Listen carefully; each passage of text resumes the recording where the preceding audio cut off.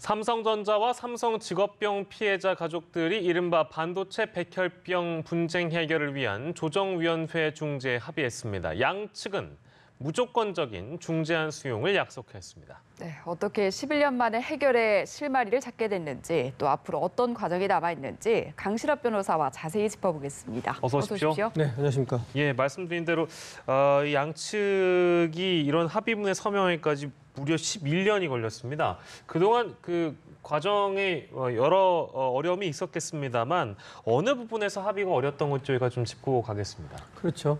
2007년 3월로 거슬러 올라갑니다.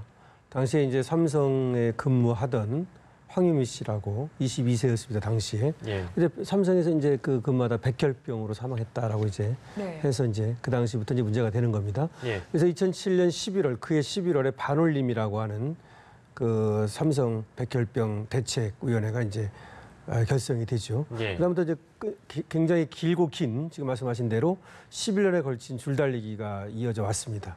그런데 이제 그 조정위하고 삼성하고의 견해차가 계속해서 있어 왔는데요. 예. 그것은 이제 보상 절차라든지 내지는 그 범위 예. 이런 것들을 두고서 팽팽하게 이견이 있었습니다. 예. 그래서 먼저 이제 보면은 예. 조정위에서는 사단법인을 설립해서 그 보상을 하자라고 예. 하는 데 비해서 삼성은 자체 보상을 진행할 것을 주장했고요. 예. 그다음 조정위는 2011년 이전 입사자 예. 모두를 대상으로 하자라고 하는 데 비해서 삼성전자는 1996년 이전 대상자만 대상으로 하자라든지 이와 같이 그다음에 이제 보상 질병을 놓고도 조정위에서 12개 질병을 대상으로 하자고 하는 데 비해서 예. 삼성은 여기서 유산과 불임은 제외하자. 네. 뭐 이렇게 하면서 하여튼 여러 가지를 놓고서 팽팽하게 이견을 좁히지 못해 왔던 것이죠. 예. 네, 그동안 조정을 함에 있어서 어려웠던 점을 짚어주셨는데, 그렇다면 이 조정이 급물살을 타게 된 그 결정적인 배경이라든지 이 부분은 어떻게 설명할 수 있을까요? 네, 이제 올해 와서 이제 급물살을 타게 된 것인데요. 네. 원래는 이제 1차 조정이 한 번 있었습니다. 근데 그것이 이제 불발에 그쳤고 이번에 이제 2차 조정이 되는 것인데요. 물론 그 사이에 김지영 전 대법관을 위원장으로 하는 이 조정위원회가 이제 만들어져서 네. 조정을 하고 있었죠. 근데 이번에 이제 어쨌든 이렇게 조정이 크게 급물살을 타게 된 것은 양측이 이 조정위원회의 어떤 권고안에 무조건 따르겠다라고 하는 백지위임이죠, 말하자면. 네. 예. 이런 것을 하게 된 것에 따른 것인데요. 네. 너무나 이제 오랫동안 이렇게 팽팽하게 줄달리기를 해온 것도 있었고 또 하나는 무엇보다도 삼성 측의 전향적인 자세 변화입니다. 네. 예. 뭐 삼성전자에서 특히 이제 이재용 부회장이 지금 신뢰 회복이라고 할까요? 뭐 이런 것들도 있고요. 그와 관련해 가지고 사실은 물론 삼성에서 이재용 부회장이 관여했다라고 명시적으로 밝히고 있지는 않습니다. 예. 그러나 사실은 그렇게 할 수 있는 사람은 이재용 부회장이라고 본다면 거기에 어떤 의지가 반영된 것이 아니겠느냐 이렇게 해서 이와 같이 급물살을 타게 됐습니다. 예, 뭐 중재안 발표를 저희가 좀 기다려봐야겠습니다만 일단 어떤 내용이 담길지 저희가 좀 예상을 해보면요. 네, 글쎄요. 지금 이제 중재안에 담길 것은 8, 9월 사이에 예. 중재안 내용을 이제 논의를 한다는 것이죠. 예. 그래서 10월까지 이 삼성 반도체 백혈병 보상 그 절차를 이제 완료할 것을 계획하고 있습니다. 네. 그래서 여기에서는 지금 아까 말씀드린 대로 예, 양측에서는 백지위임을 하는 것이고요. 예. 이렇게 되면 조정위원회에서 예. 여러 가지 이제 중재안을 만들어야 되는데 첫 번째로 새로운 질병 지원 보상안, 네. 그다음에 반올림 피해자 보상, 지금 예. 이제 160명 중에서 보상이 된 사람들이 사실 네. 있습니다, 그동안에. 예. 그리고 보상이 안 된 사람들이 있거든요. 예. 이 사람들에 대한 이제 보상안, 그다음에 삼성전자 측의 사과, 그다음에 반올림 측에서는 농성을 해제하고 예. 1000일 이상 동안 농성을 해왔거든요. 예. 그런 것이 있고요. 그다음에 재발 방지를 위한 그다음에 사회공헌 어떤 실행 대책 뭐 이런 것들을 이제 만들어서 예. 여기 양측에 이제 중재안을 보내면 양측에서는 무조건 수용하도록 돼 있습니다. 예, 네, 예. 이렇게 마련된 보상안을 기준으로 2028년까지 지속적인 피해자 보상을 실시할 거라고 하는데 이건 어떻게 진행되는 건지 궁금하거든요. 그래서 2028년까지라는 얘기가 예. 향후 10년간 이 만들어진 기준에 따라서 지속적으로 피해자를 보상하도록 이렇게 이제 안을 지금 내놓은 것이거든요. 네. 예. 그래서 지금까지 이제 발생한 사람들에 대한 보상도 이제 보상이지만 네. 앞으로도 똑같은 질병이 발생할 가능성이 많이 있는 것이거든요. 네. 예, 예. 그렇다면 이 기준으로 10년 동안 보상을 한다는 것이고 물론 10년 후에는 또 상황이 많이 바뀔 수 있는 것이기 때문에 예. 10년까지만 정해 놓은 것입니다. 예, 알겠습니다. 삼성전자와 반올림의 합의에 관련된 내용들 저희가 좀 짚어봤고요. 최근에 어린이집 사고가 끊이질 않고 있고 얼마 전에는 이제 폭염 속에 어린아이가 차량 안에 방치돼 숨지는 사고가 있어서 오늘 정부가 아동학대 근절 대책 및 어린이집 통학 차량 안전 사고에 대한 근절 대책도 함께 발표했는데요. 이 내용도 좀 짚고 가겠습니다. 네. 그러니까 두 가지입니다. 하나는 어린이집 이제 그 통학 차량 안전 사고를 방지하자는 거 하나 하고요. 두 번째는 아동학대 근절 대책 이렇게 두 가지입니다. 예. 하나는 지금 말씀하셨듯이 4살짜리 아이가 지금 통학 차량에서 사망하는 안타까운 일이 있었죠. 네. 그리고 또 한 곳에서는 11개월 된 아이가 아동학대로서 불행한 사태가 있었죠. 근데 그와 관련해가지고 이제 대책을 이제 내놓은 것인데요. 예. 여기는 이제 문재인 대통령의 뜻도 여기 담겨 있습니다. 그래서 예. 대책을 부랴부랴 내놨는데요. 먼저 이제 어린이집 통학차량 안전사고를 보면은 슬리핑 차일드 체크 시스템이라 해서 예. 잠자는 아이를 갖다가 보호하는 대책을 내놨습니다. 예. 그것이 뭐냐면 차량에서 시동을 앞에서 못 끄도록 하고 예. 뒤에 가서 반드시 끌 수 있도록 만드는 그런 어떤 장치를 만들겠다라고 예. 하는 거죠. 그럼 뒤에 가볼 거 아닙니까? 그렇습니다. 이번에도 거기만 가봤으면 아이를 발견했을 텐데 안 가봐서 이제 그런 거 아닙니까? 예. 뭐 그런 걸 하겠다는 거고요. 두 번째로는 이제 등하교 안전 관리 시스템을 만들겠다는 거죠. 그러니까 지금 사람의 능력만으로는 안 되니까 자꾸 과실이 발생하니까 예. 디지털 시스템 같은 걸 도입해서 그래서 안전 관리 대책을 세우겠다라고 하는 것이 이제 핵심입니다. 네. 그거 말고도 이제 원장이라든가 지방자치단체, 이 어린이집에 대한 관리 감독권을 갖고 있는 지방자치단체라든가 이런 데에서도 더 이제 그 책임을 강화시키겠다는 것이고요. 어린이집 같은 데도 원장 책임이 지금 약했거든요. 그러다 예. 보니까 자꾸 이런 사고가 발생한다고 봐서 앞으로 이제 원스트라이크 아웃제라든지 이런 걸 하겠다는 얘기고요.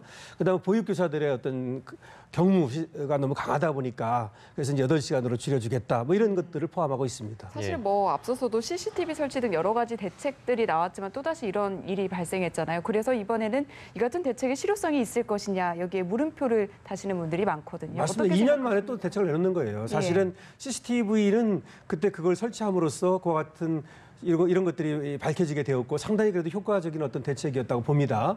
근데 CCTV를 설치는 했지만 또 잘 안 보여주고 그래가지고 예. 부모들이 언제든지 보자 그러면 보여줘야 된다 뭐 이런 얘기도 나오고 있습니다. 네. 근데 CCTV도 좋은 대책이었다고는 보는데 그것만 갖고도 이제 잘 안 되니까 이와 같이 더 대책을 내놓는 것인데요. 예. 어쨌든 간에 이와 같은 디지털 시스템이라든가 이런 것도 도움이 될 건 분명합니다.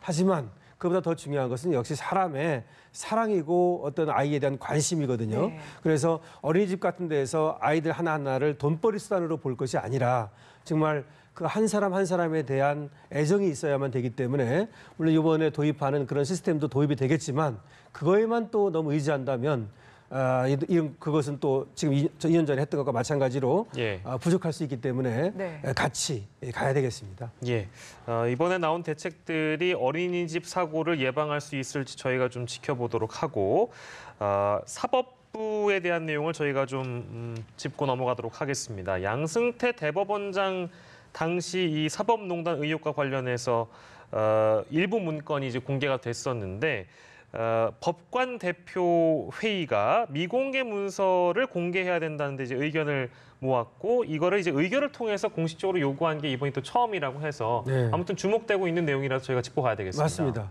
410건의 문건 중에서 228개 문건은 공개를 안 했거든요. 예. 네. 그리고 지금 물론 검찰이 이제 수사 압박을 하고 있습니다. 예.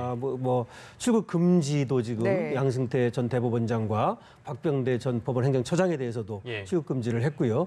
물론 이제 임종원 법원행정차장이었죠. 예. 여기에 대해서는 지금 압수수색도 하지 않았습니까? 네. 뭐 이제 이렇게 이제 압박을 하고 들어가니까 네. 법관 대표회의 즉 판사들이죠. 예, 예. 판사들이 그것을 법원 행정처에서 공개하라. 어차피 이제 수사도 들어오는 마당에 예. 그것을 공개하지 않다가 수사를 당하면 오히려 더 문제가 있을 수 있다. 첫 번째. 예. 두 번째는 공개하지 않을 이유가 없다. 예, 예. 법원 행정처에서 얘기하는 게 뭐냐면 개인 정보를 이유로 내세웠어요. 예. 그러면은 개인 정보 민감한 것을 이름을 가린다든지 네. 그 조치를 취해 가지고 그럼 공개하면 되는 거 아니냐. 이렇게 하면서 법원 판사 회의, 즉 판사 대표죠. 예. 판사의 대표들이 대법원과 법원 행정처를 상대로 공개를 하라고 요구하고 나선 겁니다. 예. 물론 이것이 이제 대법원이라든지 법원 행정처를 구속하는 권한은 없습니다만은 네. 예. 이와 같이 판사들이 의견을 모아서 대표들이 얘기를 했기 때문에 예. 아마 이제 법원 행정처에서도 상당히 부담이 되겠죠. 네, 이렇게 강제성이 없다 이렇게 설명을 해주셨는데 그렇다면 최종 결정은 누가 하게 되는 건가요? 그건 이제 대법원장과 법원 행정처장이 하는 것이죠. 네. 결국은 이런 것이 이제 올라가면 예. 아무래도 안에서 이제 대법원에서 대법원장을 비롯한 뭐 대법관 회의 같은 것이 있을 수 있고요. 예. 모르겠습니다. 뭐 지금 검찰에서도 굉장히 이제 압박을 하고 들어가고 있거든요. 네. 사실은 모든 것을 넘겨달라고 하는데 안 넘겨주니까 압수수색까지 했는데 그 압수수색에 대해서는 임종원 차장에 대해서만 지금 이제 영장이 발부가 되고 네. 양승태 대법원장이라든가 나머지 3명, 합해서 4명입니다. 예. 이 사람들에 대해서는 이제 영장이 기각이 됐습니다. 네. 그렇지만 검찰에서는 다시 재청구를 할 가능성도 있고 예. 하기 때문에 아무래도 이제 법원 입장에서 상당히 이제 곤혹스러우긴 할 텐데 예. 아무래도 제가 볼 때는 공개를 하는 게 맞지 않을까. 그리고 그 과거에도 협조하겠다고 얘기하지 않았습니까? 예, 예. 근데 이렇게 협조를 하지 않는다면 결국은 뭐 국민의 알 권리라든지 국민에 대한 예의가 아니죠. 네, 물론 이제 법관 대표 회의가 이제 이런 의결을 통해서 공식적으로 요구를 하고 있습니다만 일각에서는 아주 뭐 일부분에 대한 의견이라 제가 잠시 여쭙는 겁니다만 검찰이 강제 수사를 하겠다고 했는데 문건 공개를 할 굳이 이유가 있는가에 대한 질문하는 분들도 있습니다. 네, 뭐 그런 의견도 좀 나왔던 것 같아요. 회의에서도 말이죠. 근데 이제 검찰에서 하는 것과 또 이제 법원에서 하는 것이 어떻게 다르냐면 지금 법원에서는 공개해주겠다고 협조하겠다고 약속을 했거든요. 예, 예. 그리고 법원에서 하게 되면 민감한 어떤 이름 같은 거 있지 않습니까? 개인 정보 네네네. 같은 거 예. 그건 가린다든지 내지는 검찰과 협조해서 아주 정말 민감한 것이라면 서로 같이 보고 뺀다든지 예. 이게 가능할 텐데 그렇게 안 하고 검찰에서 압수수색을 하게 되면 모든 것이 오히려 예. 공개가 되니까 제가 볼 때는 법원에서 그러니까 좀 검찰하고 협조를 통해서 예. 정말 완전히 개인적인 것이다 이런 것은 그러면 예. 그것들은 제한다든지 이것들이 가능하기 때문에 예. 그렇게 하는 것이 좀 더 낫지 않을까 이런 생각을 해봅니다. 네, 앞서서 말씀하신 출국 금지된 인물들 양승태 전 대법원장, 박병대 전 법원 행정처장에 이어서 임종헌 전 법원 행정처 차장은 이미 또 출국 금지를 했었고요. 그러니까 네. 이런 일련의 상황들을 볼 때 수사를 좀 더 윗선으로 확대하겠다 이런 의지가 있다고 봐야 될까요? 그렇죠. 지금 이제 어떻게 보면은 이번에 임종원 차장의 USB 예, 예. 요거를 확보하지 않았습니까? 그렇습니다. 검찰에서 거기에 민감한 내용들이 들어있다는 지금 얘기가 있어요. 그런 보도가 예. 있더라고요. 예, 그래서 그것을 가지고 공모관계, 그러니까 임종원 차장과 위에 윗선과의 공모관계를 지금 파악한 것이 아닌가. 그러니까 임종원 차장도 왜 나만 갖고 그러느냐 억울하다는 입장을 내비치고 있거든요. 네. 예. 그리고 사실은 임종원 차장은 그 중간 관리자 내지는 윗선의 지시를 받아가지고 예. 밑에 이제 그 전달하는 실행 총괄자라고 할까요? 이런 예. 입장에 있기 때문에 완전히 계획하고 지시하는 그런 어떤 결정권자는 아니거든요. 예. 그래서 결정권자하고의 공모관계 같은 거 이런 예. 것 때문에 아마 출국 금지를 한 것으로 보입니다. 예, 알겠습니다. 지금까지 여러 가지 사건 사고들 좀 살펴봤는데요. 강신업 변호사와 함께했습니다. 고맙습니다. 들었습니다.